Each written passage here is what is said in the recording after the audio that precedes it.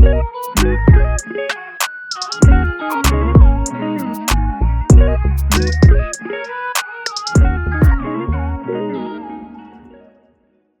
this is Lola, but you can call me Lola if you like. Hi, this is Velisa, and you can call me Vels if you want. And this is the Everybody Hates HR podcast, episode 87. And we have a really, really special guest with us. LifeofAls or Owls or Allison, whatever you prefer. Welcome. That's your intro.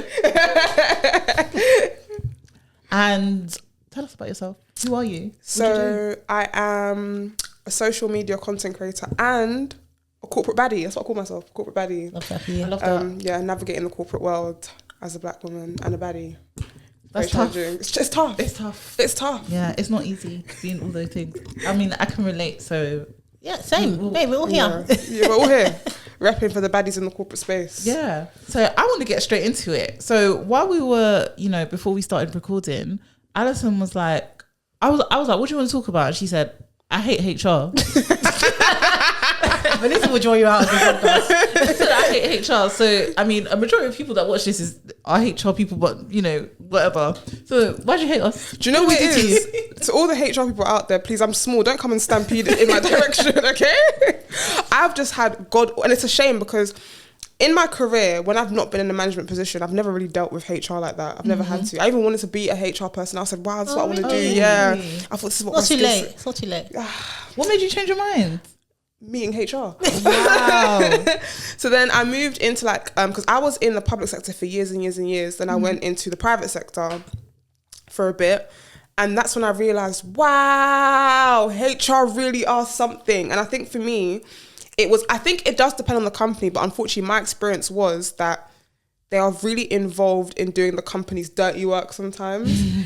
And the lines became a bit blurred between what is it that I'm allowed to do versus what you're telling me to do. And I have some horror stories of HR, especially you see employee relations people. We're good people. Duh, man. Honestly, we're good people. I'm traumatized. I'm quite traumatized. Really? Yeah. I just think it's really interesting because when we were speaking before, you would it's like they want to manage my people. And as HR person, really don't want to do that. Worst thing is those managers that want you to manage their people. We actually want managers to manage. So it's interesting that you had the opposite experience. Complete opposite. I think the company I was working for, which is now a sinking ship, yes. I'll give them to the end of the year. I think the way things happened with HR is that they were really, really heavily involved in the company policies and how things were run. And if they wanted someone dismissed, it wasn't really up to me. They kind of tell me this person's underperforming. But on what basis? How would they know if you wouldn't you be the one to tell them? Sales or what? Funny story. I was managing a department. That's what I was managing. So I was managing managers, and one of the managers I was managing was having really difficult times. I'm not going to go into too much detail because we're really close. I don't want to divulge too much, but she was having a difficult time, which was affecting her work. But she'd been having these difficult times for a while now. So when I came into being her manager, she'd been having these issues that were impacting her work, but unfortunately she didn't have the support in place. Yeah. And then when I came in, unfortunately things happened, which meant that her resources were even more stretched. And I think when she used to go to HR to complain that she's stressed, she's got these issues, they'd be like, well, what's your manager doing? And she'd be like, my manager's doing her job, which is not to do my job. I need someone to do my job also, I can't. So I've been kind of flagging that, she's struggling, etc., etc. And then I don't know what happened. I don't know what happened, but suddenly one day they just came out and just said to me, she's in a disciplinary and you're about to pass her. Why? I'm like, because she's passed, she's fine. They're like, no, she hasn't. What do you mean that? Oh, you mean probation? Yeah, no, disciplinary. She's on disciplinary. Yeah. Why? For what? Or a performance? They put on a PIP, sorry. Oh, yeah. Okay. But I was going to pass her because she was hitting the targets. Yeah. No, she wasn't excelling, but given what was going on and the fact that her personal life became worse, she was actually doing okay given the fact her personal life was becoming worse. Yeah. So they called me into a meeting basically, why have you passed her? And I said, and at this point, I'm about to leave. So I know I'm leaving. So now I'm just unloading the clip. And they've been getting on my nerves for a minute now. So I've just said, because I can, look, I manage her. Fine, she's fine. They're like, no, she isn't. I'm like, well, yes, she is. I know what happened. We're going back and forth. She was complaining too much and she was just becoming a problem for her. When you have bad HR, you know what it's like, Velisa. Some of these bad HR people, they'll be like, they'll just flag you as like a troublemaker or like a nuisance, or like it's better to have people that are not going to complain. So she's probably complained enough and they just thought, that, and she'll be gone soon. And when you passed her, she's very like, she's like me. She's gonna stand her ground. She's even worse. Like, I'm even a bit more like, I'm a manager, so I'm gonna be a bit like, yeah. She's a bit more, I don't care. So they were like, yeah, we need to get.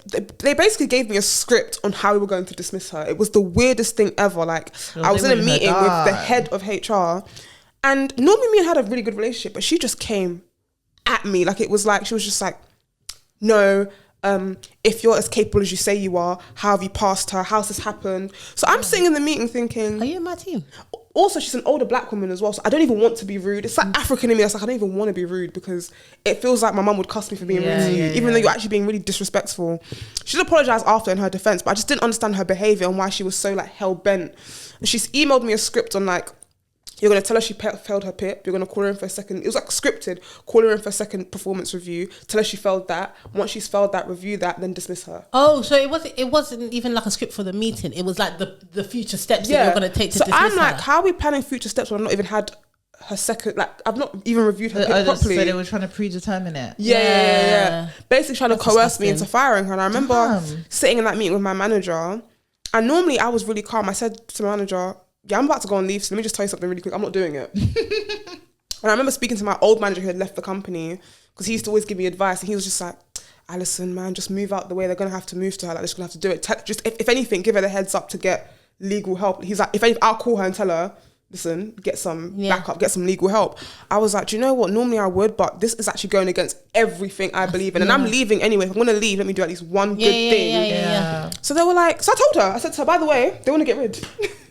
How long has she been there? She's been there for 5 years. Constructive dismissal. Yeah. Love that. I love that. They messed Good for up. them. And she had a theory. She was just like, I think they want to announce redundancy soon, and mine would be the biggest package, so they want to get rid. I was like, nah, it can't be.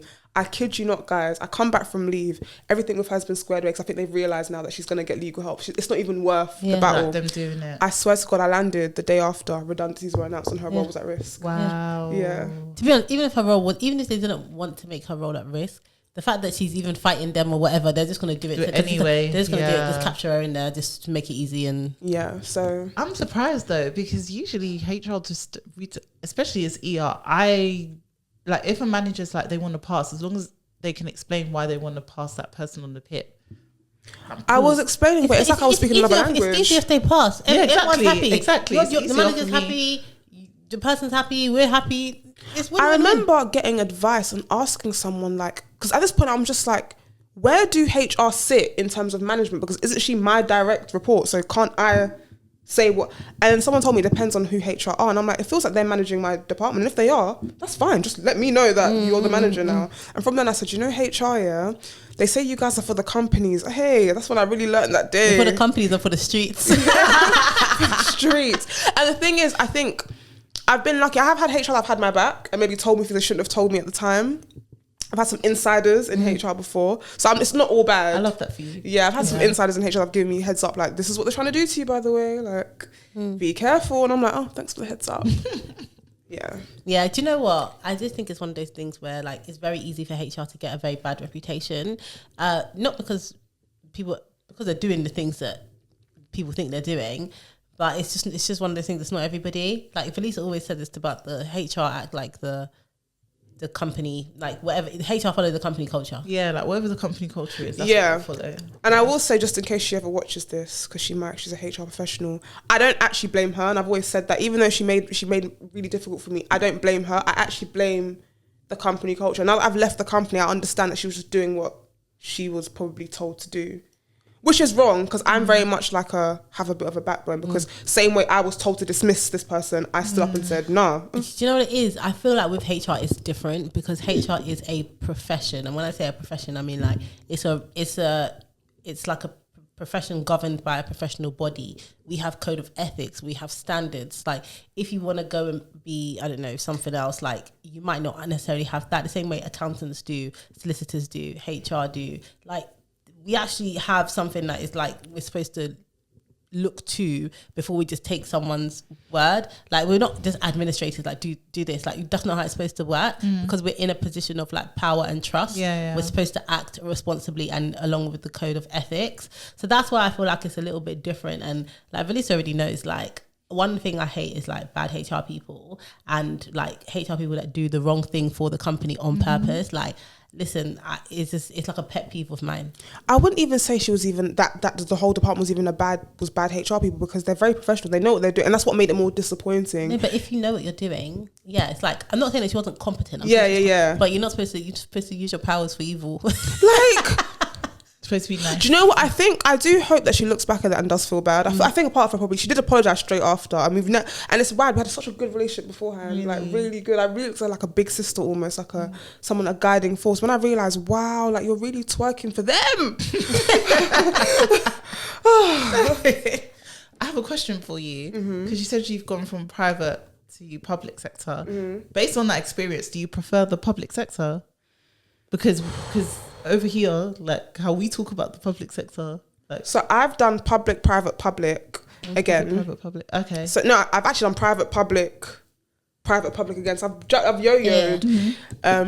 And I think the what I like with the public sector for me is the security that I have. I really enjoy just knowing that I'm not going to be redundant anytime soon. I sleep very peacefully at night. Redundancies don't happen in my kind of area. They'll do everything they can before they make you redundant. They'll move you around here and there. Like, even if they must move you to Liverpool, they'll do it if they can. Like, they will do everything they can. And because they don't really like paying out those packages. Pension is fabulous. Not that I'm going to be touching that anytime soon, but it's something to consider. I think there's a lot of red tape in the public sector, but I like it because it offers a layer of protection. So I can never really do anything wrong because it has to go through like so many layers of approval. So I'm like, and my name's never on anything because it goes up and up. But I feel that's you. Last week we talked about this. Last week I said I like being a number because I love it. Thank you. No, because when it's just you.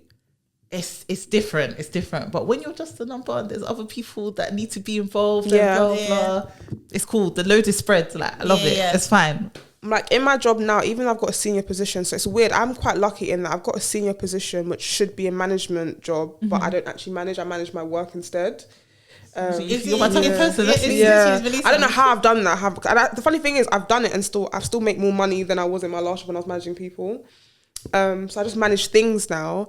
And I find that, like, I've got seniority to make decisions and I love it. And I don't really have to, like, ask for permission to do stuff, especially as I understand my role more. But I'm still protected really heavily because there's still, like, loads of layers above me. And I love it. I'm like, yes. Sorry, I'm going to do this. You know, I like to do this. Always get really paranoid. Okay, perfect. Thanks. But, yeah, like, that's what I like. I think one thing about the private sector I like is that you can do stuff like negotiate your salary, get pay rises quickly. In the public sector, that doesn't exist. Negotiate your salary. You have to strike for that. This is the spine. You go up in 3 years. Yeah, we have to strike for the salary raises and stuff like that. I think, and the private sector, you can move around more mobility. I think, like, you can just jump. Yeah, I feel like in the public sector, like, they like public sector people, so maybe it's more lateral mobility. Like, if you've been, like, let's say you're working ER in one hospital, you can go to another one, you can go into a government body. Maybe it's more lateral, but not like. I think with where I work, I will say, like, your progression is more in your hands. I think in the private sector, I've seen people get promoted for things. I'm just thinking, how did this bozo get the job? Seriously, like, who do I have to befriend? Whereas I think in what I've noticed in Mary, you actually have to go out there and apply because it has to be fair. There's like a fair employment kind of rule in place where you have to apply fair and square. I think it's good. I do think that element of it is good. I feel like the downside is that sometimes, because I do think the public sector has some good opportunities for people, but I think the downside is that it turns a lot of people off when you compare it to the public sector. So when you have to apply for a job in the public sector, they're all pretty much the same. You got to fill out the application online or whatever, and then you do your supporting statement. Nobody wants to be doing personal statement like they're doing UCAS. Oh God, them statements. Hey, but it's every job. So and then they can actually look and say, okay, who hit the points? You get like the person specification. So you literally have to see. Okay, you can basically tell you what they say, what's desirable, where they're going to assess it, if it's going to be an application interview. So you kind of know what to write. As long as you're not like a dummy, you can do a good application. And it's easy for them to assess, okay, do you have the requisite skills? But who wants to do that? Or I can just send my Now CV, me. easy apply on LinkedIn. Yeah, please, like. Yeah. So it means that people are missing out on opportunities, and also they're missing out on a load of talent. So you get like the superstars in the public sector, but then you also get just the people that will never leave, and there's not enough churn. You see the people that will never leave. Ooh, I think I joined the public sector at a time where like a lot of people were joining, like a lot of young people my age were joining, and our frustration is that like the people that had been there the longest have this attitude of just like, we're gonna make you guys do all the work because like you have energy. I've paid my dues. I'm like, or I've been working longer than you've been alive. All right, sorry, Sally. Okay, like it's not my fault. What do you want me to do? What do you want me to do? Chat to my mum. I really used to really get on my nerves, but I think with the private sector, what I found quite traumatizing was literally like I joined a company and literally I think I survived in my last job. What survived? Survived 5 rounds of redundancy. Really? Yeah, and I said, let's not make it. Yeah, but you know what it is? It's giving tech. Oh, how do you know? Yeah, because I know where it was, but then also that's what tech companies have been doing the last couple of years. That's why it's been redundancy, like bus, club, another club. Yeah. One of the finance people needs to tell me if I'm correct in this. I feel like we were sold a dream. I feel like before COVID, everyone was like, tech is redundancy proof. Yeah, tech. And I think especially in my last company, I realized is that these tech companies aren't actually making money. A lot of them are just given money. Yeah, it's most venture of them are not capital, making profit yet. It's donations. VC. And then I think, I think what's happened now is that COVID's come and wrecked its havoc and everyone's just like, we need to recoup. Let's get that money back. Yeah. And now it's redundancy. Like I said, bus, club, another club. Layoff. Follow. Like, and that's what people don't realize about a lot of these tech companies. They actually don't make money yet. Like, if you go into any of these Series A, Series B, funding, they're trying.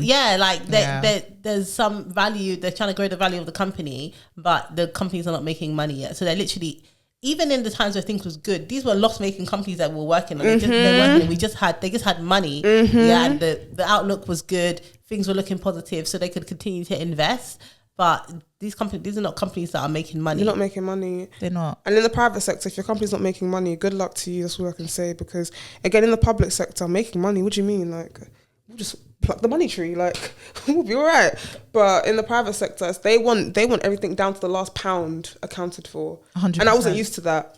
But that's why the public sector, a lot of it, depending on, if you're in NHS or I think the departments are best in NHS, but like, they're so resource constrained as well that even sometimes, depending on where you are, like sometimes the people in them are suffering. So you get the stability because they're not going to make you redundant or whatever. But the doing of the job, because there's so little investment because people were just spending money that they didn't have, and now it's the end of the year and they're going to have to find the budget, or you have so many posts which are subject to funding or all of this other kind of stuff. I think is like there's pros and cons on both sides. Like, if you know that you have the money, you can, in the private sector, you can just go and invest in something. Yeah. Whereas in the public sector, it's not really there. So it just feels very flat. Yeah, it does. But in the public sector, there is room for growth as long as you chase it. But it's a lot of work, like you said. It's not going to be as simple in private sector of being like, I've been doing X, Y, Z, so I've deserved a promotion. No, they're just like, oh, you do? Oh, sweetie, go to the website and see if you can find something that works for you. Every now and again, you might get a young, like, Allison, we're about to open a post which we think that you could. Yeah. That's as much you're gonna get. That means go and apply. Yeah, and we think you'd be good for it. Yeah, I couldn't cope in the public sector. See, that's just not for me. I think I suit the public sector. I think the private sector, I'm just like, oh my gosh, guys, it's not that deep. Really? Yeah, I'm just like, honestly, I think.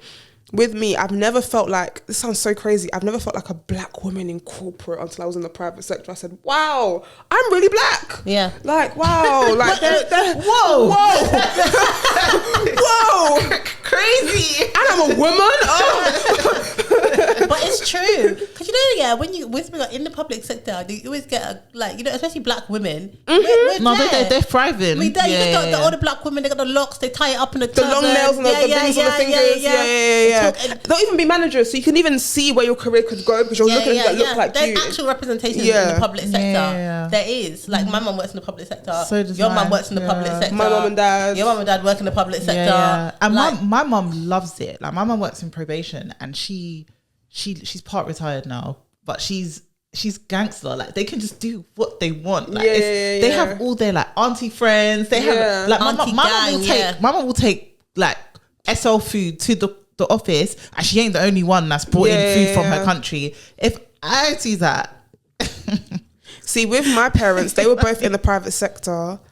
My dad went public because I was just like, you're actually of retirement age. Can we just be slowing down? My mum went public because she was in the private sector. I was kind of just like, I was like, no, mum, come to the public sector. And now they're both just living. And because they're old and of retirement age, I just think you don't need that fast, like, retire. Put a little flexible work. You have your home, like it's okay. Like, this is so chill for them. And I envy that part of like looking at my mum in that environment and thinking, I would do really well in an environment like that, because there is, when they talk about diversity in the private sector versus the public sector, like the public sector don't even need to talk about it like that because it's just there. Like it's just, you might even be outnumbered by the diversity versus the only problem we know is like they have lots of diversity. It's just the bottom, the higher you get. Do you know what that is? Racial diversity. It depends, you know, because I've been in some public sector departments where I'm just like, I look up and I'm like, wow, black women upon black women, like seriously. So there is like, I think it is slowly changing. Really, really changing. Whereas to your point, like feeling like a real like corporate person in the private sector, there's something every day that will remind you that you're a black woman. Like it could be so tiny, but there's something that will always remind you that, you know, I'm different from you. And do you know what? I feel like even the diversity, quote unquote, in the private sector is different. In the public sector, you actually do get, not say it's perfect, but diversity isn't like my mum's there, your mum's there. It ain't just like the acceptable face of black or the way you speak. You got everybody. You got auntie with her, you got proper Nigerian accent. You got Filipino sis over there. You've got little friends, Chinese bro over there. You got Chinese bro over there. Like everybody. You got my Italian bro there. We've got age diversity. There's a lot of older people. 100%. Like a lot of these companies, especially tech companies, there's just a lot of young people, and it's like it's not like it's always the acceptable face of whatever type of diversity it is. So that's why I think it's a bit different. I feel like working, I'm a tech babe, so like being in tech for the last X amount of years, as you're talking, I'm trying to think what old people were around me, like of like I'm talking 50 plus, and honestly, and they're all super senior. You can't have in the private sector. I promise you, it's so hard to find like people who are like older, who are just like middle. It's kind of unacceptable. There's so much ageism that it's kind of unacceptable. Have to be leaders and managers. In the public sector, you can find a 60-year-old admin. 100%. And she's happy, by the way. She's got a house. A nice steady Eddie, 60-year-old admin, been there for a long time. Or you might find like a support worker who's 50s. Just chilling. And the manager's 30 or 28. You know what I mean? Or the manager could also be 60. Like it's just, you just get range. Whereas like genuinely when you go, especially these tech companies, you do get some older people, but they're usually senior. Being older and junior is just like it doesn't compute. Like you don't get the respect that you should have. As an older person, you can only get the respect if you're a senior. But in the public sector, you get some real young senior people. Imagine. I think it's because it takes too much energy. Like some of the older, and I think some of the older people, they look at it and they think, I don't want that. It's too much. Most of the time she goes, that chasing your career, that's for you young people. That's my mum as well. Sorry, I'm happy where I am. You chase the career. You climb the ladder. Nah, it's not for me. It's a lot. But did you find it easy as well to transition from one to the other? Because sometimes with companies, they're a bit snobbish. So, for example, private sector companies might look at a CV and say, "Oh, they're in the public sector. We prefer someone," or vice versa. I think because of the area of the public sector I've been in, I've had the complete opposite. I think people really like they're like, oh, you come from okay. That's what I've had in my experience. It's very like, oh wow, okay, cool. And because of the roles that I've had, so I've not had that. I think it's worked both ways. But I think what I find that in the public sector, they don't care where you've come from.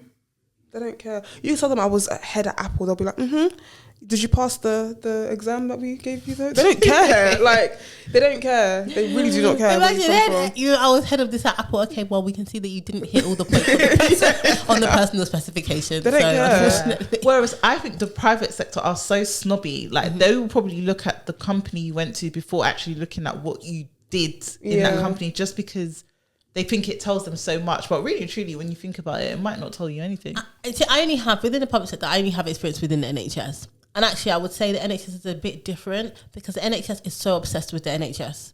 Like, they're just like, have they recruited in the NHS? Yeah, that, because I get into HR. Basically, I went into HR in the NHS, and I suppose the role I did was a contract role. And honestly, the only reason I got it is because they were desperate. Like, they were desperate, and they were looking, and I could just tell when I got into the interview. Yeah, they were just they were nodding, and also the people that hired me, they were like people that had been in the public and the private sector. Okay. But I remember when I was trying to get into HR initially, I applied for so many NHS roles and they were just like, no. Like, no. And one of the things was like, even when you look down the personal specification, a lot of the time they say like experience within an NHS organisation. Oh, and this could be for like band 3, band 4 roles. So it's like, which are like the more junior roles. So how are you asking for experience within the NHS? Or public sector at the beginning? I just got here. And that's why you're not getting the talent. Fresh out of uni, it's going to be about experience. It's after a day out here. Like, what's good? Like, I just got here. Like, I don't know. It's crazy. It's just like they just don't have the...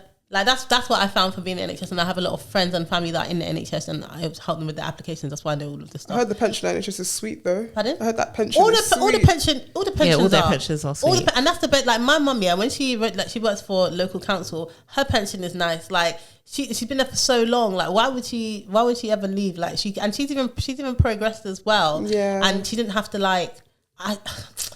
the idea of my mum progressing in some of the organisations that I've worked in, like, my mum, obviously she's good at her job. She works hard. Like, she's African auntie, like African mum. Like, they know how to work. But she would just never progress in a lot of the organisations I've worked in, and that's just the reality. And that is so sad. That like auntie could work her hardest, and someone would definitely find something to say. It wouldn't mean a damn thing because she wouldn't fit in. Aunties have been my favourite people to manage ever. They are the best people to manage. You think I feel like it would be chaotic. Listen, as someone who has like helped my mum with certain HR things, I cannot agree with that. No, I've aunties give me a good time when I'm managing them. I'm not gonna lie. But it's like good time as in like you are African and you can like see your family. And I think so. I think they just don't want to make my life difficult. Like, and they just work. In fact, they just work. So I don't really have to even manage them. I'm just like, oh, look at her doing her work over there. Thanks, babe. It's just like, oh, thanks, babe. I think the most difficult people to manage for me have always been, indeed. The people you don't think are difficult to manage, they're the worst. I think being a young manager as well, it's just like you get those comments like, "Oh God, you're only a baby." I'm actually 28 years old, and I actually think we spoke about it. Like, it's just rude. Yeah, it's just rude. Like you're taking away from my achievements, calling me a baby.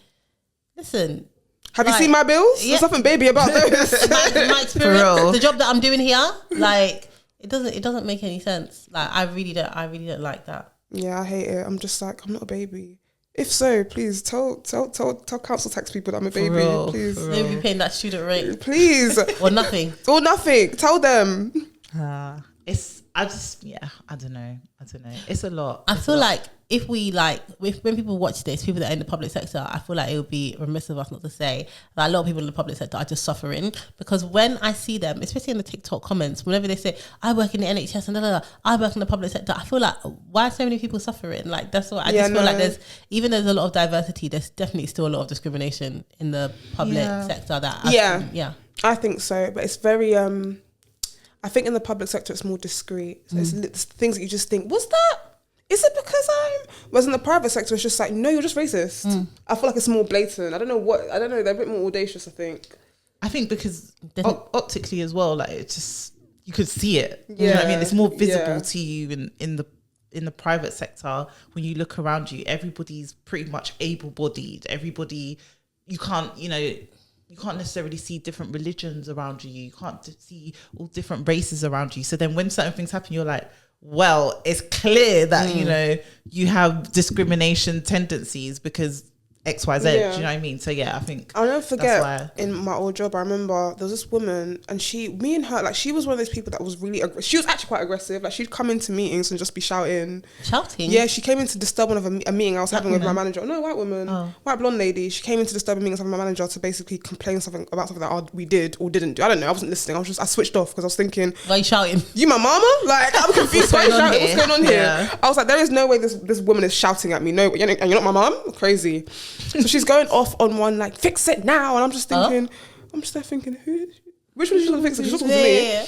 So then remember, she's quite an aggressive woman and she's known to be like this. Everyone's just, that's just what she's like. I'm like, okay, cool. That's fine. Bet.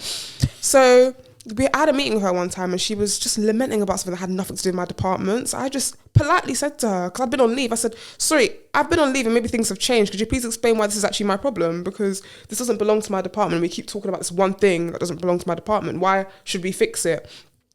Oh, we all have to muck in and stick together. I said, yeah, that doesn't quite answer my question as to how it became my problem. Especially as you're coming to me, like, is sold that energy as well. Yeah. So and I'm not even arguing. I'm very calm. I'm just like, yeah, okay. I said, I'm still not understanding the misunderstanding, but I guess we'll have to agree to disagree. I still don't feel like it sits within my department. That's fine.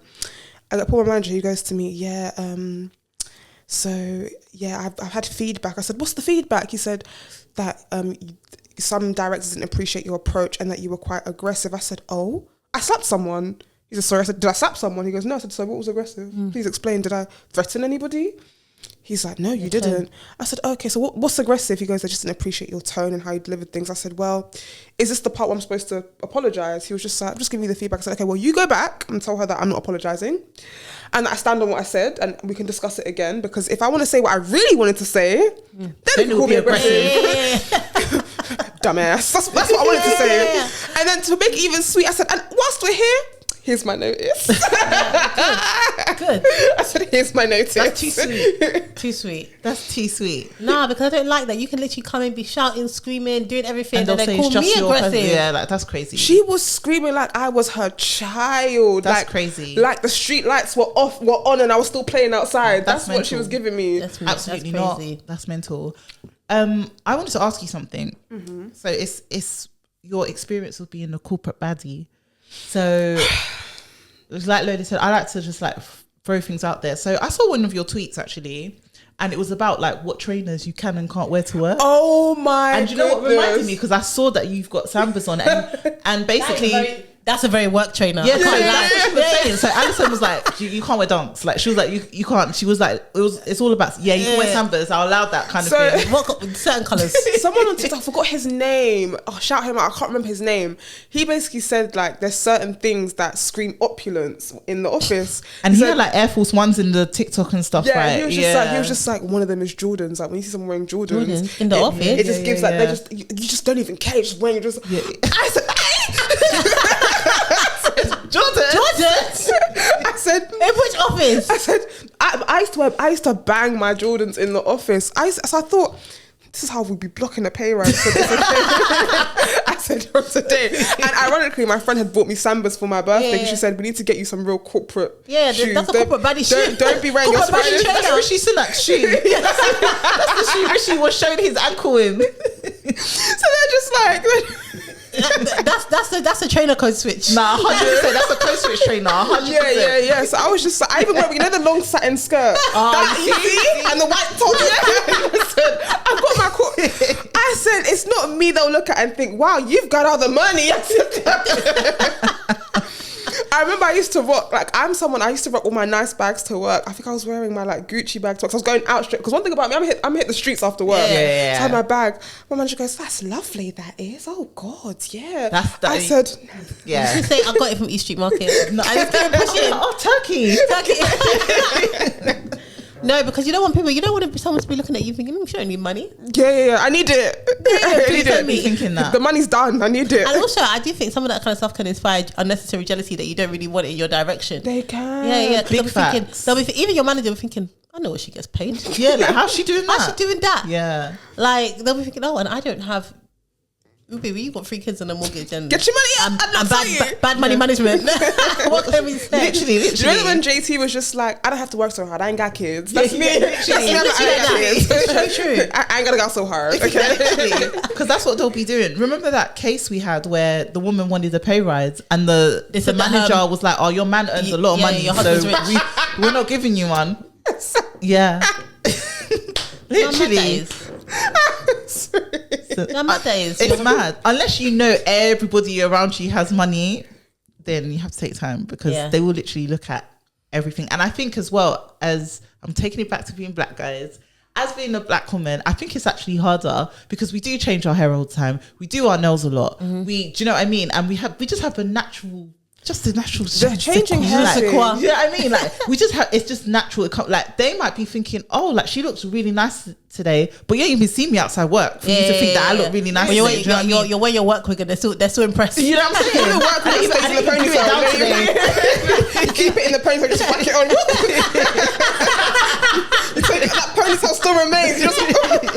You never actually take it out that little ponytail. Literally. And they'll be thinking, wow. Literally. So I feel like it's, like when you go to the Christmas party, they've never seen you like that glammed up before. They don't recognize you. It's actually, so it's tougher to kind of hide your your shame. You know what I mean? No, to be honest, it's not, because trust me, do you know what it is? Yeah, you know when you go into work and you feel like you look bummy and someone will just be gassing you up. And the thing is, you want to believe like you're like, but they're genuinely being serious. Yeah, no. Oh, what do you mean? Lola, it's your skin, it's your hair. Oh my God, it's amazing. One of my favorite things is working with gay men. Because listen, shout them out. I'm friends with some of them that I used to work with, and even now you gas me for free. We don't work together no more. I love it. I love it. The gas is too much. Like I will come in a tracksuit, like tech. Come in a tracksuit, of course, and they'll still be like, "Wow, you're serving.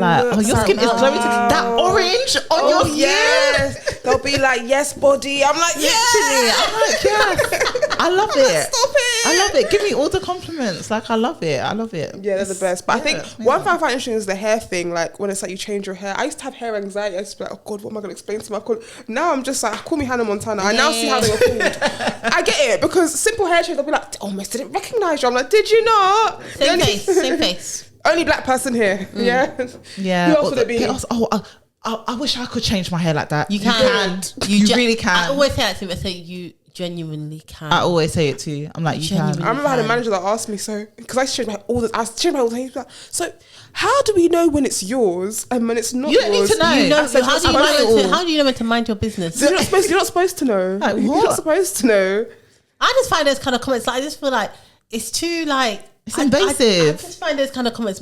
I always feel like, okay, I try to put myself in your head and think, what was the series of thoughts that preceded that question? But that you felt comfortable enough to open your mouth and ask me that. Also, when you see white women with their long clippings, you don't ask them if it's theirs or not. Exactly. You're not curious. Exactly. So why are we questioning mine? It's mine. I bought it. It's mine. Literally. End of. There's like, I wish I could change it. You really can. You can. All the time. Like I'm watching Selling Sunset at the moment, actually. Oh yeah. And Brie, who is one of Nick Cannon's baby mothers, she's white, but I tell you, I have not even every episode, halfway through the episode, her hair is changing color, length. Do you know what I mean? So if she can do it, so can you guys. Listen, wasn't there a whole drama? I've watched it a little bit about like how Chelsea was dressed, and it became like a whole. So even the whole Chelsea thing is really irritating to watch. So just for people who don't watch Selling Sunset or know what it is, so Selling Sunset is a Netflix show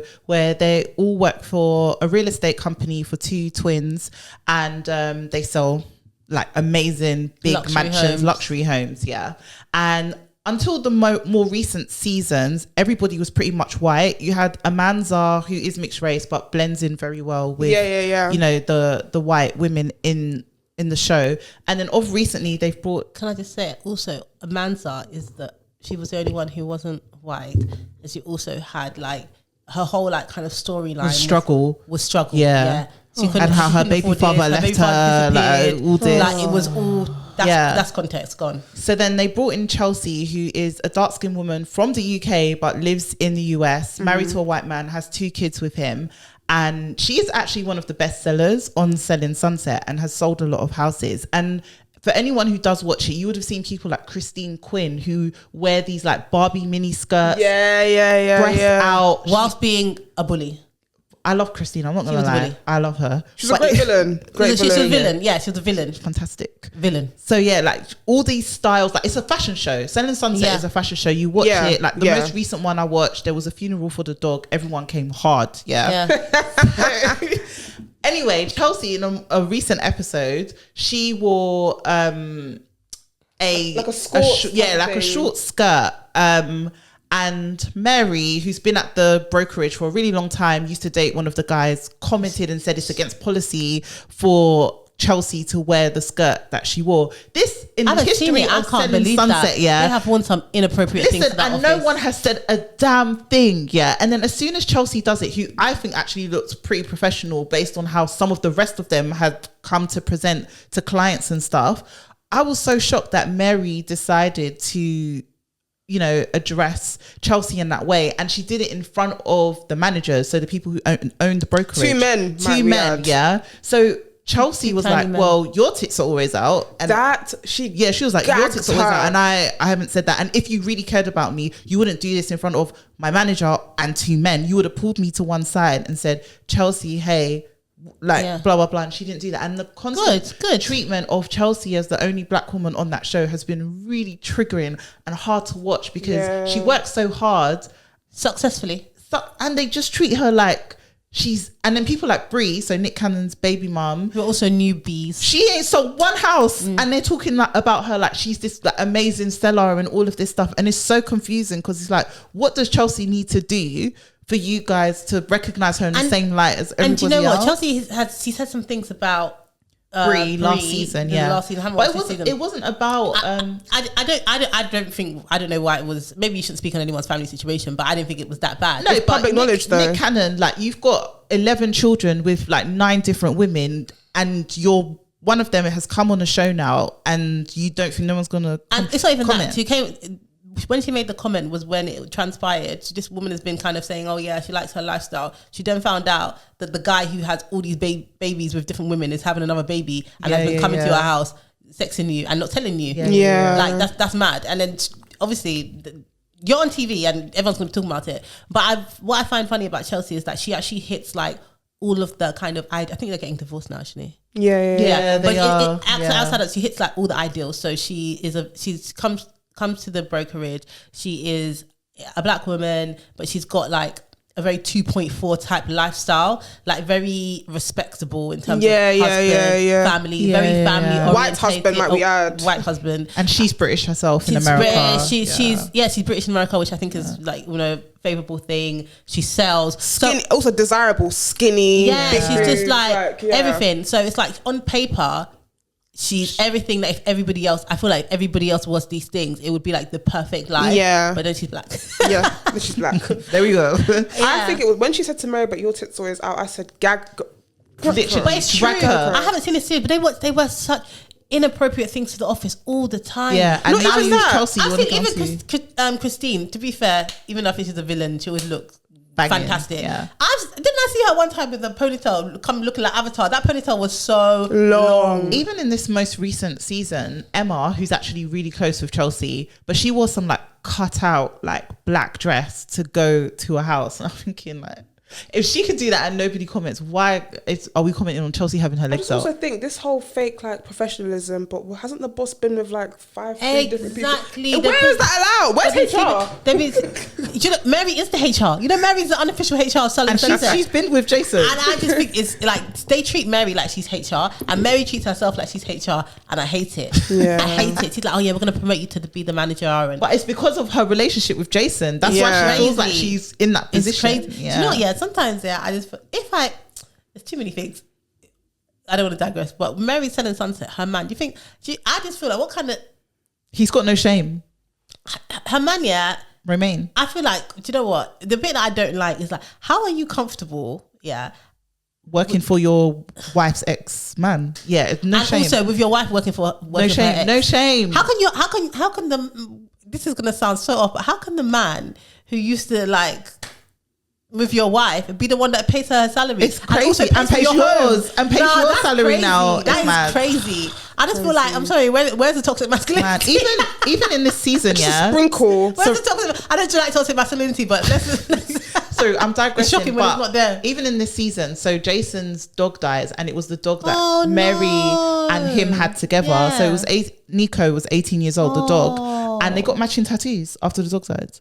Come on. Are you joking? But you're married to there's too many inappropriate things. That's what I mean. Mary does too many inappropriate things to be like, no, crying at work, do X, Y. No, I think we've all had a Mary in the workplace though. I've definitely had a Mary. Overly emotional. Crying when she's at fault. But yet they're senior managers. And I'm like, how did you get here? Personality. Do you know what? That's why I say all the time. People are like, this person slept their way to the top. It's a real talent because one of she is. But I except for Mary, whoever really slept their way to the top. I feel like it's something that people say, yeah, but Chriselle ditched like thingy. Who? Jason. Yeah. When what? She was with him, innit? Yeah, she was. Yeah, remember? but he dumped her. No, I think she dumped him. No, she dumped him. No, he dumped her. Well, he said he didn't want to have kids. Yeah. Oh, yeah, that was it. Yeah. Even the concept of women sleeping way to the top, I'm just like, it doesn't happen, guys. It doesn't happen. It's just misogyny. Who slept their way to the top? The way society is now, yeah. If women could sleep their way to the top, I wouldn't begrudge them from doing it. And a lot of them would be doing it. At the top. And the ones that are having sex for free. All I'm saying is the ones that are, show me, because honestly, that's what when she slept her way to the. Whoever did that. If there was, there'll be some coach selling it on TikTok. Do you know what I mean? How to sleep your way to the top with your feminine energy. Honestly, how to use your divine feminine to sleep your way to the top. Sprinkle, sprinkle. Sprinkle, sprinkle. It's true. It's true. If that ever existed. If it doesn't exist and you're watching this, call me. There'll be a coach. Call me. I just feel like that's a fantasy invented by men. Like that people, women are there was some their way to the successful top. women somewhere, and they just couldn't understand how this woman was so successful, or these women were so successful. So they just invented it. Oh, she slept her way to the top. They'll say that about Kamala Harris, dude. Nice. They tried to. Yeah, they said it. Yeah, they've said it. I haven't seen it. Yeah, she slept away to the top. I said, now come on. Thank you. Not Kamala. What kills me is they'll say it about women that are successful. I'm like, if that's the case, how is she more popping than the men she slept with to get to the top? How does that work? Exactly. That's crazy. Or they'll say a woman slept her way to the top. Meanwhile, she's in the middle. She's not even at the top. Yeah, I'm like, are we sure? It's true. You know what? Yeah, just when you were talking about the shorts, this is very off topic. Yeah, it was talking about whether you're Gen Z or millennial. Yeah, or whatever. yeah. We're saying you're on the cusp. I don't know. This is the question. Have you seen? You know them shorts that the girls are wearing, the frilly shorts. Oh my god. How do you feel about them? I just feel like Tell your truth. Not the one that was on the bus with her cakes out on TFL, but in general. The frilly shorts in general, not the mini, the short Yeah, ones. the short shorts with the frilly shorts. Yeah, the frilly. I just think it's a fashion faux pas for me. Like, I just think it's giving party decoration. Yeah, like it gives me nappy. Yeah, it just gives me primary school. Like, it reminds me of the socks we used to wear with our summer dresses in primary school. Yes. I feel like the shorts are too cute for grown women. They're just too cute. It's weird. I find it. Do you know? Because I saw who was wearing them. Whitney was wearing them on her story. From Love Island. Whitney from Love Island was wearing like these pink ones and like a crop top. And I even feel like I don't even know what you can wear those shorts with, which will make so much sense. Yeah. But maybe something backless, but not a crop top. Like it was too high and too low. Like it was just everything was just. Oh, but I liked it on Whitney though. I'm not gonna lie. I haven't seen it. Whitney I feel like she always looks good anyway. Yeah, I feel that's what it is. I think I don't like the shorts, but I like Whitney, and yeah, she just looks good. Whitney probably look good in anything. Yeah, but the shorts that we're not giving, they were not. And when I see them now, I'm like, is it because am I old? Because this shorts is looking nappy-ish. Do you know what? I have seen girls put it together in a cute way, but I just think if I wear it, I'll look like a child. I just think they're too cute. Yeah. Like they look like they belong on children. Yeah. But they do. Cute. Even how they're styled is like very like doll like. Yeah. Like, do you know what I mean? Like I like India did it, and I thought India looks nice. Were they? I feel like maybe they could in black, but Whitney's ones were pink. Yeah, I just saw it. I don't know, like, and someone put an old picture up of Beyonce. I think it was her 21st birthday, and she had the shorts on. So it's just like fashion. Cyclical, yeah. That was a real digress. Do you know what I thought you were going to talk about? What? The girl that had an interview. She went viral on TikTok because she wore shorts to the interview. Excuse me? And the recruiter. What was she interviewing for? It was a tech bus company. But I don't know what the role was, but the recruiter basically said, "Nah, you have to come back. We have to reschedule this." I don't know if it was virtual or not. I think it was virtual, but but she was stood up. Virtual. I don't know. That's crazy. That's How can it be? It must be in crazy. person. I can't. It was a TikTok. It went viral. If she was doing a virtual interview, she wearing shorts, I wouldn't begrudge her. Because why are you standing? Yeah, no. One thing about me, I put the blazer on behind my pajama bottoms on and I'll be seated. Yeah, listen, I'll wear anything on the bottom. Yeah. I'll be corporate on top, home on This the bottom. one. I've seen that she was. Oh. So she wore shorts for an interview, and the recruiter was like, "Nah, you can't interview with that. Like, you have to change out of your shorts." And she basically was saying she's worn shorts previously to other interviews. It's not that bad. I don't think it's that bad either. It's not that bad. It's not that bad. I'll try and put this in when I edit it. Just like the shorts themselves aren't that bad. I think it's just the thought of wearing shorts to an interview is the issue. Yeah. But was she in person? I need to double check. Yeah, find out. I feel like if you're wearing that at home, I think that's actually acceptable. Yeah. I don't think it's Look that at that bad. bad. How did they know that she was wearing shorts? She probably stood up by accident. That's silly. You have to stay seated at all times. They can't Stay have seated at all pajamas. No, do you know what? It must have been in person because she put, "I cannot believe the recruiter asked me to change my interview clothes, then come back." Okay. So How do you guys dress for like? This is an interesting one. What do you guys look like during your virtual meetings from home? like a really sensible person. Actually, depends. For what meetings? Internal meetings with people that I work with all the time, or like interviews. Internal meetings, like work meetings, like I look like this with no makeup. you see, you know how now I think I'll I've send you the worn- I've picture. You worn can head insert the wrap. picture of me. I used to in my last job. Yeah, I used to have the signature hoodie, black hoodie. the Beyonce hoodie. Yeah, and I used to just sit there. That's how you know I was fed up. They probably started saying, "Oh, she's looking a bit aggressive." Yeah. It's like we're worried My that she might team be would getting say- gang activity. My team would say, whenever you called a team meeting with that hoodie on, we used to know, oh God, it's about to be something. It's the hoodie and the straight face. And with me, like towards the end, I started getting a bit like, yeah, they want to make these changes. They'd be all moaning. I'd be like, yeah, well, tough. I was just tight. Let me tell you something. Managing a team that are all your demographic in terms of age, race was not easy. Like, it was not easy. I think it's actually easy to manage older people. Like, I've usually managed people that are older than me. I Like, love managing people older than me. And some people that are younger, but like in my client teams, they're always older than me. And the roles that I had before now, they've always been older than me. And it's actually, I think it's I don't even easier. want, please don't, nobody beat me up. I don't want to manage a team of young black people again. Oh, I don't. Why? A You team say of young black people. Why? Why? Go on, tell us. I was traumatized, yeah. Really? Yeah, no, it's not easy managing a team of young black Why? people. No, it's not. But I also think at the company I was at, it's the culture that was there. I feel like if I was managing the young black people at my job now, I'd have a blast. Yeah. So, But what was it? I feel like the company being a tech kind of startup meant that they didn't understand, and some of them had been there for years. So they think that how things run there is how work is supposed to run. But where I'm coming from an external background, I'm like, yeah, this is not how things work. As in, like, their professionalism. Professionalism. Like, there's been times where I remember one time they used to like come at me for stuff, right? So especially because I'm like essentially the bearer of bad news. Like, I get news from upper management, I'll deliver and be like this, that, the other. Now, the people that were smart understood. It's not Allison telling us this. She's just delivering a message. The ones that didn't want to moan and one thing about me, whether it's work or personal, I cannot stand a complainer. Especially when it's like once you complain, action. there's nothing we can do about this. Do you get what I mean? Yeah. And I remember they used to moan. There was one meeting where they cooked me like a spit roast chicken, just rotisserie chicken spinning. I said, and I said, I can't get cooked like that again. And I remember there was one meeting where someone came at me. I remember I was supposed to decide to be like, sorry, but who were you talking to in that meeting? Because do you not think I'm a person? Do you think if it would be different if you wasn't, that they would have related to you differently if you weren't black? I think they would have eaten me alive if I was a white person. They would have eaten you alive. Yeah, I think because I just think they weren't.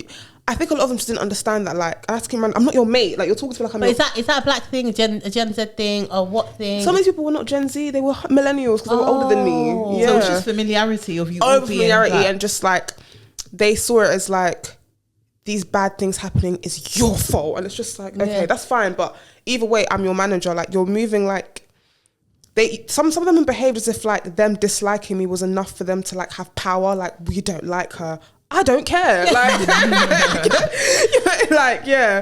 Or like, we'd go out, they'd ignore me, but really make it a thing. Like, I'm not talking to Allison. I'm like, are you not? Like, and it's a shame because it'd be my age mates. I'm just thinking, this is crazy. Like, and I never understood what it was. And I was just like, I've never had a team. And I used to always say to the team, like, I've never had a team moan as much as you guys do. Like, other teams I've had in other jobs, like, we give them bad news, they'll complain, and then they get on with it because they know. Do you know what it is? I think also some of it. So recently, it's related, but recently I was at the hospital, and then I was with somebody who's like Nigerian. The person on reception was also Nigerian, and then the person on reception was giving us some issue, how many visitors you can have or whatever.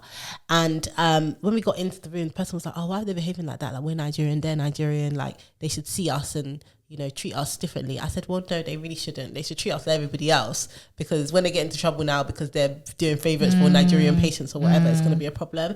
And I think sometimes the expectation of, like, if you're a black person, or maybe even from another minority group, but definitely from like black people, will look at somebody else who's black and a manager and think, I expect more from you, or I expect different from you than I would someone else, because, you know, we're the same. But actually, no, like, you get the same. Like, we all work in the same place. I'm the opposite. Like, if I have a black manager, I don't want you to start saying things to me because I'm black.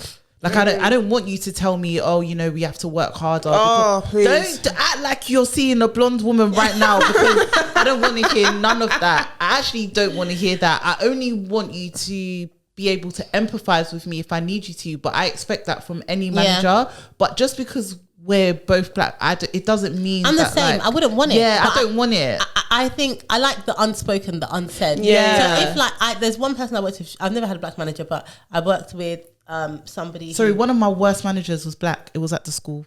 Okay, there we go. Yeah. So one of I worked with a client. She was like, more senior than me, and she was black, and she was kind of like having a black manager. And it was unspoken. It wasn't until I was leaving that we really discussed, I'm black, you're black, blah, blah, blah. But during the time, we had an understanding. Like, I loved working for her. I thought it was really amazing and inspirational to have someone so senior. I never had that before. And I think she understood, we understood, but it didn't really interrupt. We were professional with each other, but we still appreciated each other. Like, she appreciated that I was a consultant. They couldn't find a consultant who could do it. I was the only person. I was a specialist. She really appreciated I had expertise. I appreciate that she was like super senior in this really male dominated white space, and we just appreciate that. When I was leaving, we say we're going to keep in contact. Then that was the first time we really spoke about the fact that I'm black, you're black, because it had nothing to do with our work.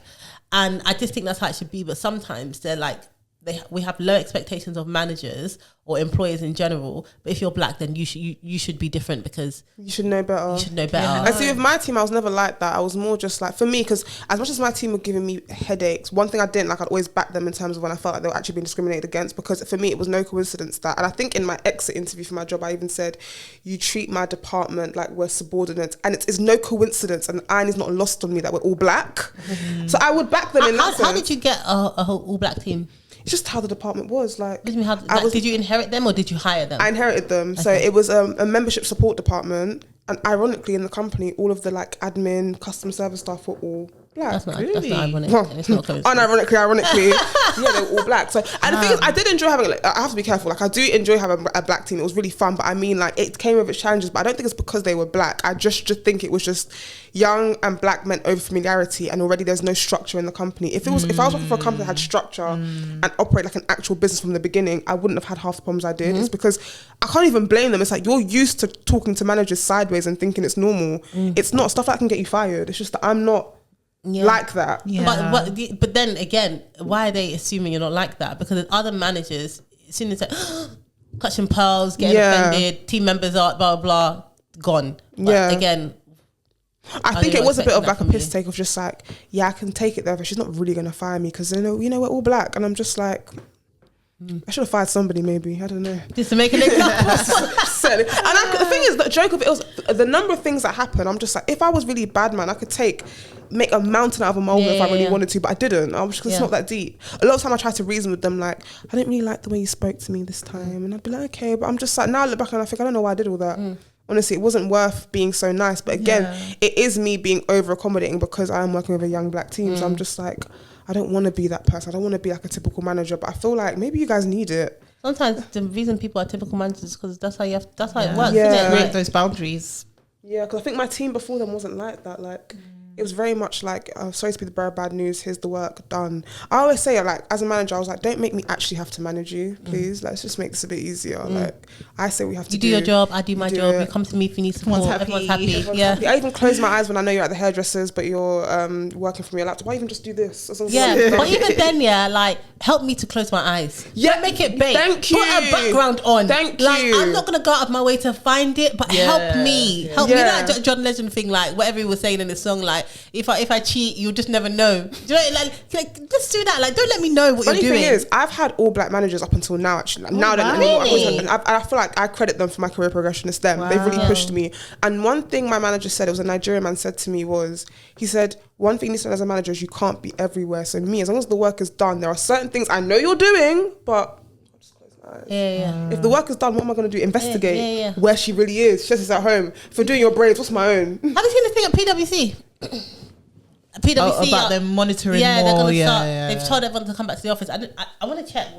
Yeah, they told people to come back to the office, and if they're going to start tracking where people are working from. Yeah. Like the actual location monitoring. I don't really know how. I need to look into it more because What's you know that VPN, when you have a VPN in general, it always tells you that when you log in, I don't know, depending on the company you work in, it will say logging in from London, logging in from Lewisham, logging in from Croydon. In my office right now, we must have some bootleg internet because whenever we try to log into a VPN, it says we're in Salford, we're in Manchester. I don't know who did that internet, but they always know where you are in the world, where in the world you are if you're logging in remotely, because there's certain countries, depending on your policy, they won't even won't even let you. Yeah, one time I went to Ireland and I told them, but they forgot to whitelist me to work in Ireland. It wouldn't let me log in. I had to call them on the phone to do it. They know where you're working. Your location would say. So I wonder what the difference is going to be, or maybe they're going to be actively doing it. And what are the using work from home policies there? Because I feel like some people, like I've worked in some companies where they're just a bit like work where you want to work. Like the policy is whatever the company is deciding. Yeah, I think it varies. But like, for example, when I was getting married, I was going to Kosovo a lot for my wedding dress,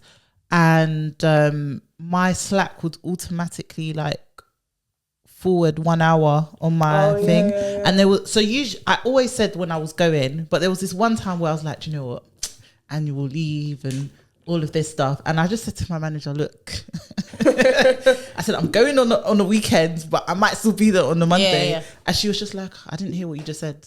She was like, she was like, I didn't hear you. I was like, okay, cool. But on my Slack, I remember my friend who I also work with was like, that was your Slack says you're an hour ahead. So I was like, rewind that back. I was like, let me rewind that. So, but yeah, like policies, it depends. And a lot of companies now have the work from anywhere for 30 days or I think Uber has that. Yeah, a lot of them have it. The PwC one, it says here, PwC has told its employees it's going to begin tracking their working location to ensure that all workers spend a minimum of 3 days a week in an office or at client sites. So they're literally going to check that you spend 3 days a week in the office or at a client site. That's what they're going to use. Oh, that's calm. That's like what loads of like where I work now. They track how often. This is like a good Gen Z millennial divide question. What are your thoughts on working from home versus? Oh, I'm a work from homer. Okay, I don't. That. You know, as much time as I can spend at home, I will do it. For you. What about you? It depends what I'm doing, to be honest. Like I manage people now, and I have some junior people in my team. So I just don't think it's fair for me to leave them. I was the exact same. I used to go in more than my team were required to because I just felt like I had to lead by example. Yeah. Now we have so my old job, it was remote, but we had to come in like twice a month or so. Now there's more rigid policies in place.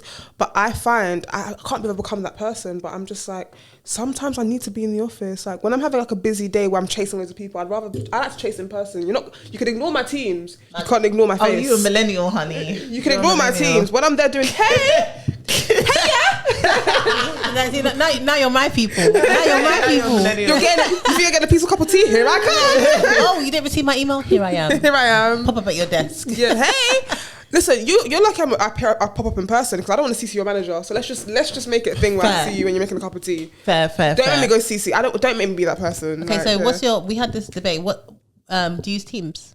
Yeah. Okay, so what's the policy? Do you call people straight or do you message them before you call them? I message before I call them. Thank you. But I don't mind if people just call me. It doesn't matter. She said what she does. No, but if someone just called you on Teams, you'll feel right about it. Hello? Yeah, I'd pick up. Hello. Yeah. Hello. Allison, you're really giving borderline right now. Hello. Yeah, you are. You're giving. You're giving borderline. Yeah, hello. Do you know why? Because I'm someone as well, like, I've noticed, especially, like, I don't like corporate jargon and corporate fluff gets on my nerves. So I'm that person. Like, someone will email me, like, can I have this? And I'll be like, you need to jump on a call. Yeah. Because I don't understand what you're saying. Yeah. If you call me, like, hello, I'll be like, yeah, I'm not going to lie, babe. What does this mean? Yeah, what does this mean? Yeah. And then, but by the time they told you 3 sentences, it makes sense because you've heard it with your own ears. Yeah. Or sometimes they'll tell me, oh, I don't know, my manager just told me to ask you. I'm like, so you don't even know yourself. Fabulous. Forwarding on emails that you don't understand is mad. You know, it's something like you're being the middleman. You just forward it on. You don't So understand it FYI, yourself. You don't even know what you don't even know what you're saying. Yeah, no. I find that stuff really embarrassing. Like when I ask you a question now, you're the one that sent it to me and you don't know. I find I'm embarrassed for you. Don't do that. But no, I don't mind people calling me randomly. Okay, Not when I'm doing my nails though. Joking, I never do that. No, you know what? Yeah, I just think I just have like a very adult mentality, and I think that's what companies should have when it comes to this kind of stuff. Like, if I'm doing my hair, let's say we have one of those 3-hour meetings where I have nothing to say. I'm just there to listen to what everyone else has, and I might have a 1-2 quick thing to say. I'm sorry, why can't I be doing my hair? Let adults be adults. Yeah, why can't I be doing my hair? Let us manage our time. I've done calls when I'm doing my eyelashes because I'm just laying there. Yeah. And I said to my lash tech, who's calling me? Yeah, I do that. Yeah, who's calling me? Or it'll come up on my WhatsApp. I'm like, who is it? That's it. Then, is this person? Should I answer? Yeah, answer. Got my head in, and I talk. Yeah.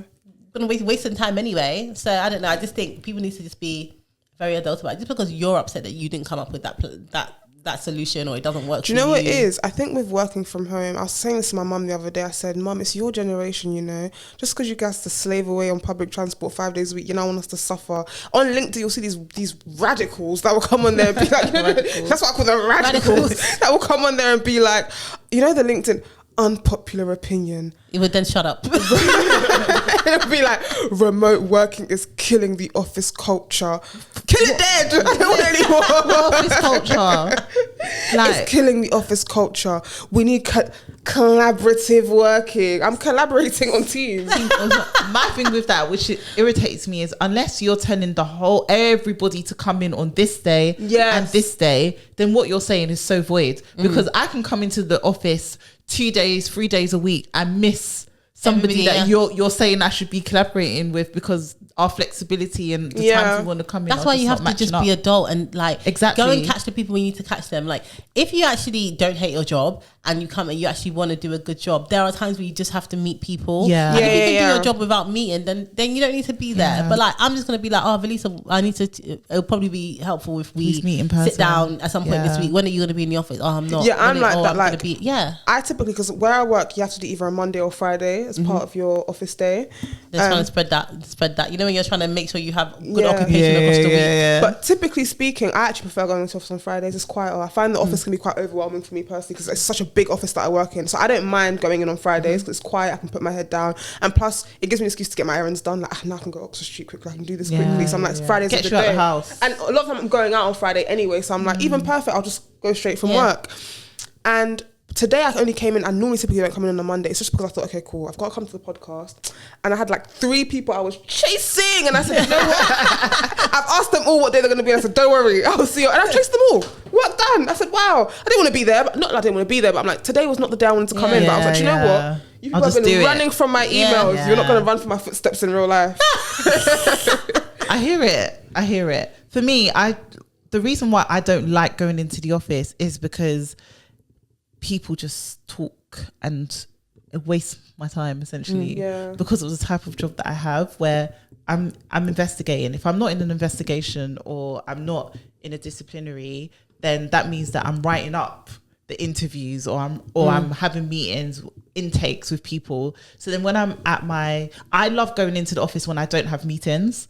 That's when you have to go in, to be honest. Yeah. Because that way I'm free for people to actually speak to me. Same. But then when I have meetings and stuff, I'm like, nah, I can't. Yeah, I can't I'm the come same. Because otherwise these people are going to waste my time and I won't get anything done. That's what it means to be adult. Like if they say, okay, this team has to come in 3 days a week or 2 days a week, which I think is reasonable or whatever, 1 day a week. And the day everyone's coming in, you know that you're back to back. Why are you coming in? Exactly. You should be able to say, look, I wouldn't. You make the effort to move those meetings so that they're not on that day, so that you can actually spend time building relationships or doing whatever. But if you can't move them, if I've got meetings for 5 hours, I'm not coming in to just Doesn't so I make can sense. be running around Yeah, begging for a meeting doesn't room. make sense. I'm not doing It's that. the begging. It's begging for a meeting room. Standing Please, outside the please. We spoke about We spoke about like investigation stuff. You know, in my old job, we did that. Managers did a lot of the Yeah, you can- Yeah, a lot of Yeah. so I always say employee relations is quite new because before that, employee relations would sit within the HR business partner, HR advisor role. Yeah. But then like bigger companies or like companies that are understanding the value of employee relations, now they've like split it into its own thing. But a lot of companies like, they have managers like do investigations. I did all of my investigations. How did you find it? Oh, I loved it. The tea. Yes, that's the best tea. You see me? I used to run. It'd be like, Allison, there's an investigation to do. I'd be like, I'm on the job. I'd be like, I'm sure I can spare some of my time. These times I'm in there. It's like you're fighting for your life. I'm in these investigations. It's like I'm writing a scathing report. I'm like, and then she said, what? And the woman was like, I even have the WhatsApps. I'm like, show me. Yeah. I'm like, show me. It's like just being involved with some messy work drama. I'm like, It is. show me. There was one drama where it was like 2 girls were beefing and they were like, yeah, and I got compromised. They were like, it was that day we went to the pub and you were there. I said I was there. I said to my manager, I don't think I can leave the investigation anymore because apparently I was there. I'm a witness. Yeah, and he was like, the whole thing's been compromised. I'm like, yeah, but if you could just keep me in on what's going on, because I was there, it'd be interesting to know what happened when I was there, because I wasn't aware this was going on. That is so funny. Yeah, I've had so many of those. Like I loved I'm sorry, I'm messy. But you know, some managers, they just hate it. Like when you come to, they did the training one time to can put it on their CV, and now they don't want to do it. Keep getting I pulled upon. love what, But it's the ones who don't like having like difficult conversations that don't like investigations, but the ones who genuinely like want to know what happened, they're the one. I told you about the one that acted like Judge Judy, and I had to tell him to calm down because I was just like, what are you doing? Like, no, I was coming, and then the thing is, I'd have meetings with ER, because what happened was that we did the investigations with ER, we'd feed back to ER, and they'd advise us, especially like from a legal standpoint, what is and isn't a risk. They're there to mitigate the risk. So I'd call ER and be like, I've got the thing. I'm like, BBC News reporting live. That's how I was moving. Like, so 5 p.m. on a Sunday, she did this and texted this. I have the WhatsApps for reference. I was You probably did a more thorough job than I was expecting. Yeah, they were like, why you got all the tea? now? And I'm like, and then these are the managers that you say anytime there's an investigation, you go to Allison. Yeah, be but like, that's and then I'd what be like, happens. and then she threatened to kick her with her size 5 Air Forces, fresh white. Like, I'm that person. I'll get every detail. Oh god, Yeah, I loved investigate, and I used to sit there and be like, maybe I could spare some capacity. But deep down, I'm thinking, Yeah, I love it. Give me another especially when you're doing like stuff to do with like arguments with like the things people argue about when they're arguing over a man. Oh, I love those ones. I love that. And then they always want to act like they weren't arguing over a man. Yeah. They always want to act like there was some other situation. Yeah. But then when it all boils down to it, you bring it back to you're arguing It's over the a man. man. It's the man. And They'll I'm be like, embarrassed for you now. and But the tell me man's more. already married, so you shouldn't be wasting your time anyway. I remember I won't say which role it was. I remember in one role, they were arguing. The 2 girls were arguing over a guy, but I'd never met the guy before. So I was just like, I don't know who this gentleman is because these people are really risking their job. The manager was just like, if you see him, you might like him. I said, nah, you know me. I come in the office one day, I see this fine young man. So now it's making sense. Okay, it's making sense. I hear it. They're like, that's the notorious so and so. I said, I've seen them 2 girls. I can take them myself. Come on, I want to join the I said, it all makes sense. And he came to introduce. He's like, hi, I said, I know who you are. We all know who you are. We all know who you are. Wow, I said, you know what? He was gorgeous. I said, I think I can take them 2 girls myself. Actually, do you know Fair. what? Oh my God, before they team up. Sorry. 3's a crowd. Like, let's go. But no, I loved doing investigate. That was my favorite. Honestly, if I could do a job, you could be yeah, an ER person. I wanted to, but I'm too messy, guys. I'm like, Velisa the messiest.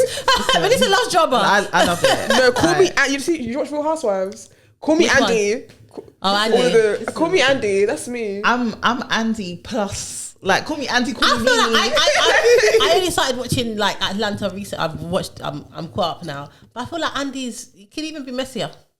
No, 100%. I feel like sometimes he lets things go too much. Like on the reunion, he lets his favourites get away with stuff. You think? I think I feel like he's not. Yeah, he doesn't let people like. Do you know what? No, I'm Monique Messi bringing screenshots on a big card. No, I'm Wendy Williams messy. Oh, okay. That's very messy. That is very messy. When I want to get my messy bag, I'm like, let's stir in the pot back. Yeah, duh. We're almost out of time, I think. Yeah, we'll have to wrap up. Oh wow, guys, that was so lovely having you. That was so fun. Yeah, it was amazing. Was it a therapy session? It was. Yeah. I don't hate HR anymore. Sorry, guys. Oh, see, I've been only some of them. Yeah, but y'all that made my life hell. you. So wait, what's the verdict? We were saying that you're on the borderline. After everything I've heard, you're a millennial. Sorry. You think so? Yeah. I can't even look at you. I feel like I can give borderline. I'm giving millennial. What was the millennial? I'm giving sensible Gen Z. I like that. Sensible Gen Z. You know, there's a spectrum in it. You got the ones who are spectrum. There's a spectrum. You're the ones that are completely like the reality has left them. They're lost. And then you've got the ones that are here. A transitional Gen Z. I feel like you're giving like a refreshing millennial. Yeah. You're not stale. Yeah. But you know what? I do relate before we go. You know, there's that DeAndre Brown guy on TikTok. I relate to him a lot. Yeah. The guy that'll be like, DeAndre, can you put your camera on? DeAndre, this person is left. Could you take their work? No. I'm on vacation. Yeah, I love him. He's the funniest. He is. He's the original corporate baddie. He coined the term. He is. Is it? Yeah, he's the one that coined it. Corporate baddie. Yeah. I like Who's that one that Corporate Erin? Yeah. She triggers my fight or flight. I want to know her actual experiences. Like, where did she get this stuff from? Why, that's what I'm saying. But like, I want to know where she works. She'll be like, I don't have the bandwidth. Yeah. I'm like, she'll be like, let's do your 1-to-1. I'm like, oh. Do you know what? Yeah, there's this other woman who I'm not saying that I particularly like her, but I see her I think I've seen her on Instagram, I've seen her on TikTok, but she's like, oh, how to manage your manager. Like, let's say your manager might come to you, give you too much workload. She's like, pause. This is what you should do. Oh yeah, I think I know who you're talking about. I just feel like the advice is not. It's good advice on paper, but sometimes I feel like it's not in reality. It's not going to work like that. I've seen, and I'm just like, I need this edition because that's not going to work. I just feel like there's certain things. If you said it, people are going to be like. Excuse me, and it'll be like, I'm not staying till 5:30 because I need to get paid extra. I'm like, you think I'm going to tell my manager that? No, never. Sorry, I'm not that level of brain. Excuse me? Sorry, no, not like that anyway. So, Allison, yes, where can we find you? Talk to the people. lifeofAls on TikTok, Instagram, everything. I'm lifeofAls on everything. But follow me on TikTok, guys. I want to do more corporate content on there. What kind of content do you produce? So now I'm doing more lifestyle, beauty, and hair and stuff. But I think I want to do corporate content because I kind of mention it on my Instagram. People always laugh. It's like a big mystery of like, where do I work? So far I've been telling people I work in the strip club. that's actually I work. I'm a stripper, and they all laugh, and I'm like, I don't have what it takes. Like, what are you trying to say? What's funny? What's I ain't funny? got that ass. Yeah, what y'all saying? Like, but no, people always ask, but I don't share where I work because I just feel like people are weird. No, don't, because people are like, what's oh my god, I've forgotten her name. I've gone blank. 130k. Taylor. Who came on the pod? Taylor, thank you. Yeah. Yasmin, thank you. That's her name, both names. Yeah. So when she was on Twitter saying she earns 130k, and people went to go and find her workplace to tell them that, like, and send the post and everything. Yeah, and say, you have this person working for you, like, what's going on? So people do not want good. Like, they'll act like they're your friend, they're good on social media, and then when things hit the fan, they will find where you work. They know how to find it, and they will drag you. People who, instead of applying for a job or reading the article, they went to go, and the same time they would have taken you to read the article. Exactly, you went to go and complain to her workplace, like crazy. Wait, is she the one that said, what did she say? Crabs in the barrel. No, enjoy the hood. Enjoy the hood. She's a legend. I'm so sorry. Do you know what? Yeah, I love an elitist that's elitist with their chest. Oh, I love it. This will beat you up. The thing is, I think the timing and everything, I think it was during COVID as well, isn't it? The timing was off. But do you know what? Fight me if you want. I got the sentiment. People. She's here trying to help you. And now Americans, they're a bit alright with it, but us, sometimes UK Black Twitter is so bad vibes. And it's like, she's on here. She wrote an article about how it wasn't just how she did it. It was also like how you could also do it. She's out here trying to put people on, trying to help and you. now you guys are flogging her, calling the X-Y. She said, you know what? Don't read it. They just can't even help it. Even I stand behind you. I'm sorry. Tell them. Sorry. It's true. You can say what you want. You say enjoy the hood. They flogged her, but I'm sorry. So enjoy it then. 4 years later. Do you know what I mean? People just drag. Even with you, Lola, when you got your flat. Oh yeah, that was just that. Do you know what? Yeah, that's what I realized. Yeah, that like it doesn't matter what you do. Like I kind of knew it already. Basically, I bought my flat. It was in the Metro. I did some article in the Metro about how much money, and it was like what I own. So it's like a series, and you basically say like what you bought, it, how much it cost you, and all the other kind of stuff. So I did it, and then the Metro, they use a clickbait headline: Lola say £57,000 to buy a flat in Catford, and they were literally like, "You spent how much money to buy what? Where you could have got a 6-bedroom house in Kent? Sorry, why do they want to buy false Londoners You out could of have moved London? to Leeds and bought this. If I had that money, okay, But you don't. that's the silent part. That's what people were saying on my behalf. Like if I had that money, I would have." Okay. It was on Twitter, wasn't it? Yeah, shoulda, woulda, Here's the coulda. rules of Twitter, because I've been around these Twitter streets for a while. Anything to do with finances, your job, Just money, stay away. nice things, just zip it. Yeah. Do you know what? It's so funny because I retweeted it. So the Metro tweeted it and I retweeted it. So it was your fault? Yeah. I was just very happy. I was 28. I bought myself a nice flat. Now I'm in the Metro. Like, things that I was very happy. Even after that, I'm still happy because all the people that are arguing, I was sitting in the flat that you're debating. Do you know what?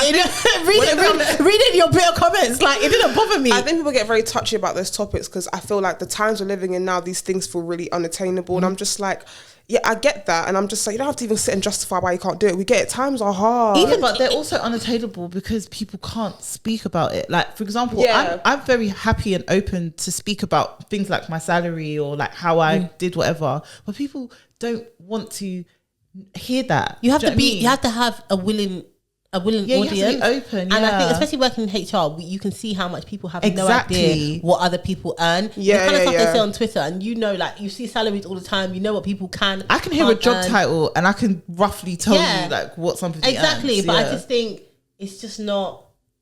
I don't know. It's like I do think things are unattainable, and I never want to be someone that contributes to that whole like making people feel bad about where they are. But but equally, people are in different places. Like even when I wrote, it was so funny. People were like, "Yeah, well, she lived with her parents, so I should go and live on the street to prove a point."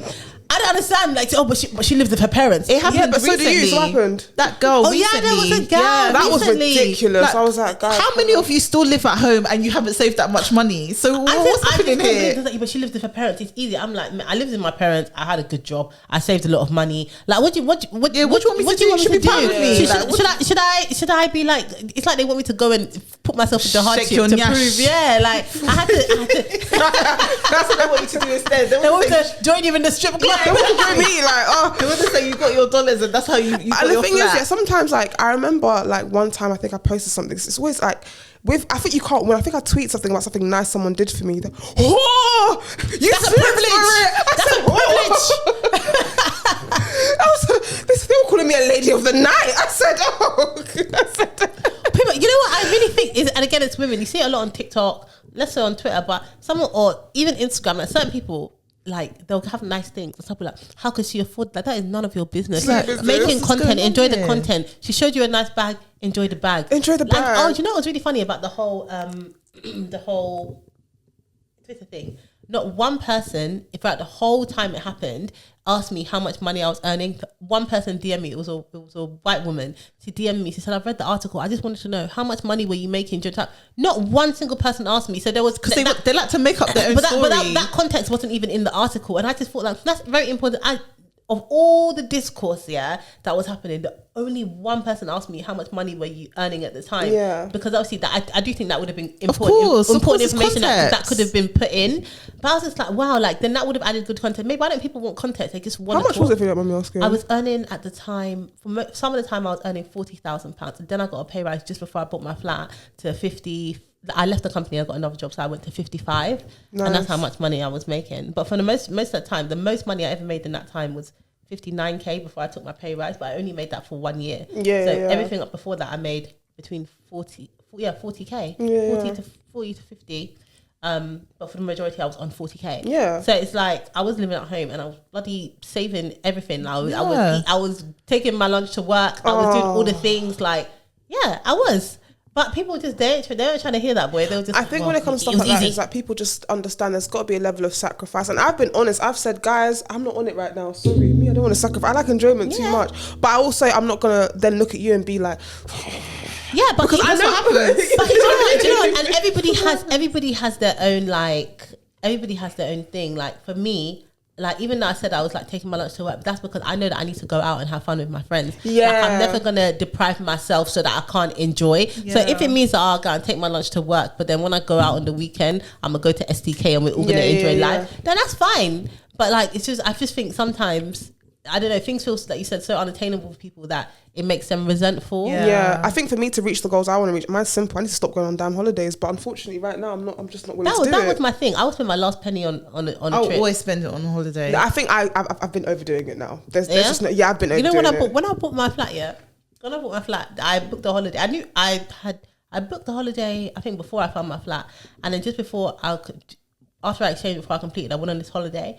And then I went to like Thailand, Vietnam, Cambodia, and then China on the way back.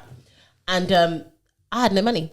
But I'd obviously planned all my money. But then the second to last day of my holiday, my solicitor sent me like, okay, here's all the last things. And I had all calculated it. The last thing was stamp duty. And I'd read online you have up to 30 days from when you buy your flat to pay the stamp duty. But I hadn't appreciated that when you go, like your solicitor wants you to pay at the same time. So it was like £1,500, and I promise you, I did not have it. And I sat, and I was in Thailand, yeah. And I genuinely sat on my bed, yeah, and I wept. And my friend was like, what's happening here? Like, I was just like, I don't have the money to pay stamp duty. It's due on this day. That's 12 days before I get paid. I could even cry now. I wept like Jesus wept. Do you know what I mean? And then, my friend had just commented and he called me, and she was like, "What's happening?" I was just sobbing down the phone. I was like, "I don't have the money. What are we gonna do?" She was like, "I'll give you £1,500 for what you need for 2 weeks." And I was like, "Yeah." She was like, "I'll give it to you," and that's how I paid my stamp duty. She was like, "What, just for 2 weeks?" I was like, "I'll give it to you." And I was like, "Thank you." Really? It's just like, yeah, it's fine. I've got a friend like that. You could be in a jam. You could be like, I'm that friend. Yeah. I'd be like, and they'll be like, what? Just that? Yeah, but I wouldn't. The thing is that my mentality was just like, I can't ask. Like, you can't ask. Like, and then she was just like, I'll give it to you. And I was like, that is hilarious. That's how I paid my subject. When I tell you I was down bad, that's hilarious. That's why I can never not be proud, because honestly, I didn't have the money. I had 2 friends fall out over that. I think I had a friend, and I'm not friends with either of them anymore, to be honest, but she used to always ask for like money and stuff. And then one time I think she asked my friend, I'm still friends with the friend, but this particular friend, she asked one of my friends for money, and she goes, I kid you not. No, for what though? Don't you have a man? Wait, what? She says it's annoying that like when you're in a jam, you're always calling me, where's your man? Like, why must I pick up the burden? But did she have a man? She had a man. Oh, okay. Yeah, I hear that. She had a full man. I feel like it's quite. I feel like if you have a man, yeah, and you ask your friends for money, it's just not a good look. And also, I really don't want people to think I'm like just some. This is who I am. Listen, I could do all the unlearning I want, but fundamentally, I'm Nigerian. I'm trying to unlearn some stuff. Fundamentally, I'm a Nigerian babe. I'm just a Congolese girl, man. Sorry, I can't help it. I can't help it, mate. Some things here, I just feel like also. I listened to the Receipts podcast as well. Yeah. And there was a couple, I can't remember when it was, but it was a while ago. And I think there was one recently. And it was like, if you're like, when it comes to like, when you need money, there's only so few people who I would be the first person that they will ask. And like, let's say it's my sister. Yeah. And there's certain friends as well. Yeah. But then other people, when people are asking people for money and you wouldn't ask them for money, I just feel that's very embarrassing. I get awkward about stuff like that. I'm just like, because I wouldn't ask you if I needed it. No, there's so many other people that I've got a small circle of people that actually ask for money. Like honestly, even if I need money, yeah, I couldn't even go to Velisa, because there's so many people, and I love Velisa, but there's so many people, yeah. If I came to you to ask me for money, you would know that I'm down bad. I would ask what's the ransom. You could call my man and ask him what was okay. I've never really asked my friends for money. If anything, I told them if I'm in a jam, it's them that they will offer. I'm not with my friends, well, they'll be like, oh, this. I'll be like, yeah, here. Yeah. I remember before we wrap up, sorry, I was almost stranded in Dubai because I was meant to fly out. My passport was was technically expired for like 2 weeks. So I had 6 months left, but it was just under 6 months. Oh, no. And because I was going to Dubai, they were like, they're very strict out there. There's no way. So I literally dropped to my knees. I said, God. Wait, what country were you in Dublin? I was in Gatwick, literally about to board the flight, and they were like, "Could you come here?" I said, "What? What's the police? Like, what's authorities?" They were like, "Yeah, we've just checked your passport. Yeah, you cannot board this flight." Really? I said, "Why?" They were like, "Because if you get to Dubai, we'll get stuck there. You've got less than 6 months." I said, "No, I've got 6 months." They were like, "Yeah, you're about 2 weeks out. It has to be exact date to date." I dropped him. Somehow I thought really fast and bought a whole new flight. Had to go to Glasgow to get a new passport to fly out the next day. Yeah, it was like a long thing. And I remember... so you did like the 24 hour... Yeah, but it was in Glasgow. And I remember being quite stressed about money. You really wanted to go to Dubai? I already spent so much money. I said, if I don't spend more, I basically throw money out the window. I have to go now. And I remember telling one of my friends, and he was just like, oh, like, what are you going to do for money out there then? I said, I've got money, but it's going to be a tight trip. He said, nah, just take my Amex. Oh. I swear to God. That's the sort of friend I swear to God. Is still friends? Yeah. Okay. Still very good friends. He was like, take my Amex. Why are you not, Don't. You're going to put me in a jail. You're going to put me in a jail. Oh my God, I'm thinking we got a group trip. He was saying, right. And I was like, I can't take your Amex. He was just like, but why? That's like not Nigerian. I said, he's Nigerian. No, I'm saying you're not Nigerian. Yeah, I said, but because you wouldn't have asked twice. Yeah. You would have. I was thinking, this is a bit much. Like he's a good friend. I'm like, no, this is a bit much. We're very, very close. He was just like, but like it's a minor. Just take the Amex. Like you're gonna. No, but also that's not normal. That's not normal. Okay, well, I'm gonna save my questions for when we finish. Because he was just like, but you're my friend. Like if you need it, I've got. He's like, you'll give it back to me when you can. I know what you're like. Different definitions of friends. Yeah, I have my questions, guys. He's really my. No, I need to be. He's really my friend. Please don't put me in a jam. He's just very nice. He's like a brother to me. Not brother. Okay. I wonder if anyway, I will also ask my questions after we wrap. Yeah, guys, he's a friend. I swear to God. Oh my, I've put myself in it. Allison, thank you very much for joining us. It's been a pleasure. On the podcast today, guys, like, comment, subscribe, all that good stuff. And there are a few tickets left for our live show on the 26th of September. Yes. Nice. So please don't forget to buy your tickets because there are not that many. I won't boo. I promise. I like HR now. Yeah. I won't boo. So if you want to meet Allison, you're safe in my company. Don't worry. I'm not going to boo or throw popcorn at anyone. Come down to the live show. Maybe you can ask your questions to you about that Amex. That's a wrap, guys. Bye.